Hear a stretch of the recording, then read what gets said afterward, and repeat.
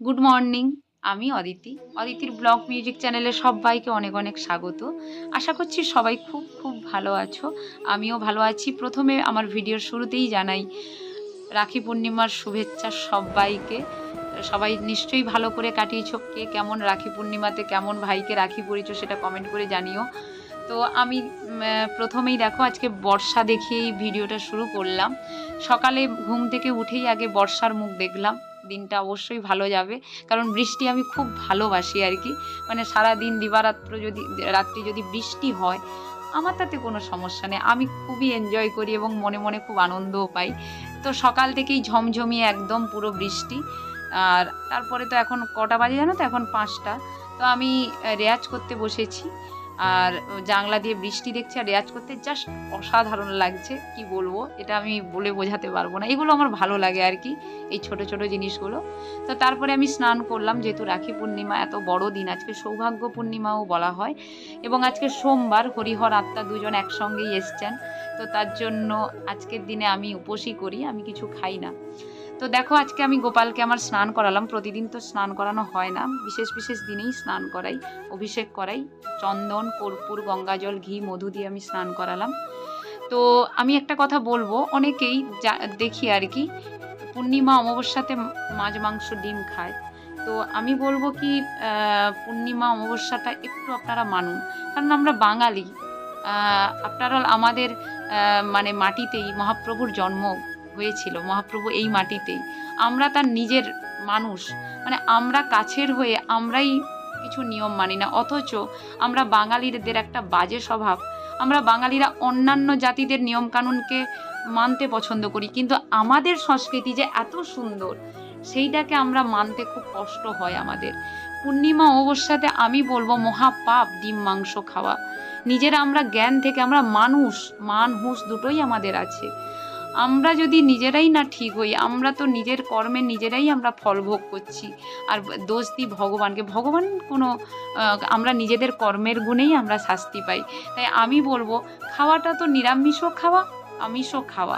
একদিন দুদিন যদি আমরা নিরামিষ সেবা করি বা ভগবানের একটু সেবা পুজো করি, তাতে কি খুব মহাভারত অশুদ্ধ হয়ে যাবে? ওই দিনগুলো না ডিম মাংস খেলে কি খুব সমস্যা হয়ে যাবে? আমি অনুরোধ করে বলছি, ওই দিনগুলোতে অন্তত ডিম মাংস খাবেন না। এগুলো মহাপাপ, শুধু পাপ নয়, মহাপাপ। আমরা জ্ঞান থেকে আমরা আমরা নিজেরা তো ভুগছি, আমাদের সন্তানদেরকে, আমাদের পরের জেনারেশনকেও আমরা ভুগাচ্ছি। কেন এটা করব? আমাদের সংস্কৃতিকে বিদেশিরা কি সুন্দর সাদরে গ্রহণ করে, তারা সুন্দর নাম করছে, তারা ভগবানের সেবা ভোর 5টা থেকে করছে। কিন্তু আমাদেরই কেন জানি লজ্জা বোধ হয়, আমরাই মানি না। আমরা তার ভক্ত, আমাদের মাটিতে মহাপ্রভুর জন্ম হয়েছিল।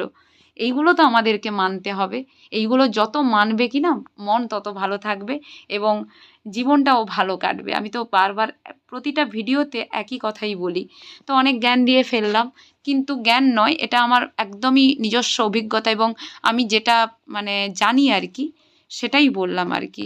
যে একদম পূর্ণিমা অমাবস্যাতে আমি অনুরোধ করব হাত জোড়ো করে, ডিম মাংস মাছটা খাবেন না ওই দিনগুলোতে। অন্যান্য দিন খান না, পড়ে তো আছে সারা সপ্তাহ, সারা মাস, সারা বছর।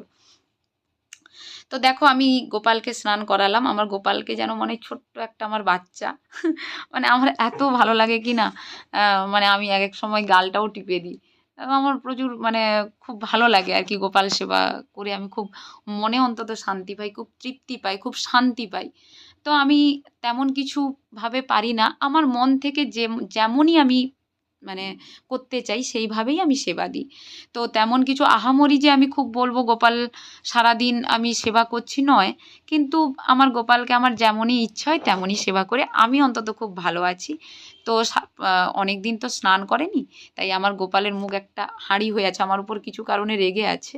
তো একটু আদর যত্ন করলাম, একটু গালে হাত দিলাম, একটু মাথায় হাত বুলিয়ে দিলাম, একটু আদর করলাম, এই আর কি। দিয়ে স্নান করে নতুন জামা পরালাম। এরপরে তো জন্মাষ্টমী আসছে, জন্মাষ্টমীতে আমার গোপালের আজ থেকে কেনাকাটা আমার শুরু হচ্ছে আর কি। আমার গোপালের জন্মাষ্টমী বলে কথা, তো সেটা তো আমাকে যেমনভাবেই পারি না কেন পালন তো করতেই হবে। আর দেখো আজকে সকালে আমার গোপাল, আজকে রাখি পূর্ণিমা যেহেতু, ছোলা, মুগ, বাদাম, গুড় আর মিশ্রি আর কলা দিয়েই সেবা হলো সবারই সকালে। সকালে সেবার দিলাম। তো তারপরে তো আমি ওই মালপোয়া বানাবো। তো দেখতে থাকো ভিডিওটা, পুরো দেখলেই বুঝতে পারবে। আর আজকে যেহেতু সোমবার, আমি পঞ্চামৃতও করেছি, যেহেতু আমার ঠাকুমা দুধ পাঠিয়েছে সকালে। তো পঞ্চামৃত করে পুজো করলাম। আজকে মালা গাঁথবো ভেবেছি, কিন্তু এত ফুল কম, পূর্ণিমা তো সবার বাড়িতেই মানে সকাল ভোর 4টা থেকে সবাই ফুল তুলে নিয়েছে। আর রাখি ভিডিও করব যে আর করা হয়নি। তো বাবা এই রাখিগুলো নিয়ে এসেছিল, বা ঠাকুরকে দিলাম, ভাইকেও পরিয়েছি, কিন্তু ভিডিও করা হয়নি দুর্ভাগ্যবশত। আর দেখো এই যে মালপোয়ার জন্য আমি মাখিয়ে রেখেছিলাম, এখানে সুজি আছে, ময়দা আছে, চিনি, গুড় দিয়ে। এটা খুব ভালো লাগে আর কি, গোপালেরও খুব প্রিয়, আমাদেরও খুব প্রিয়। তো আজকে তো গোপালকে পায়েস, মালপোয়া এইসব দিতে হয়, যেহেতু গমা বলে কথা।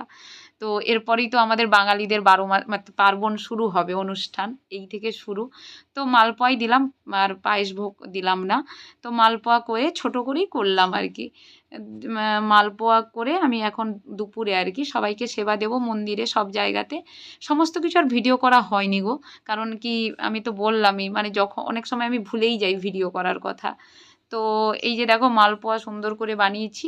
তো আজকে যেহেতু ভাত খাবো না, পূর্ণিমা, সৌভাগ্য পূর্ণিমা বলে কথা, আজকে এত বড় দিন, আমি পরোটা, বেগুন ভাজার মা ডাল কুমড়ো বানিয়েছিল, সেই ডাল কুমড়ো দিয়েই আমি দুপুরে আমি খেলাম।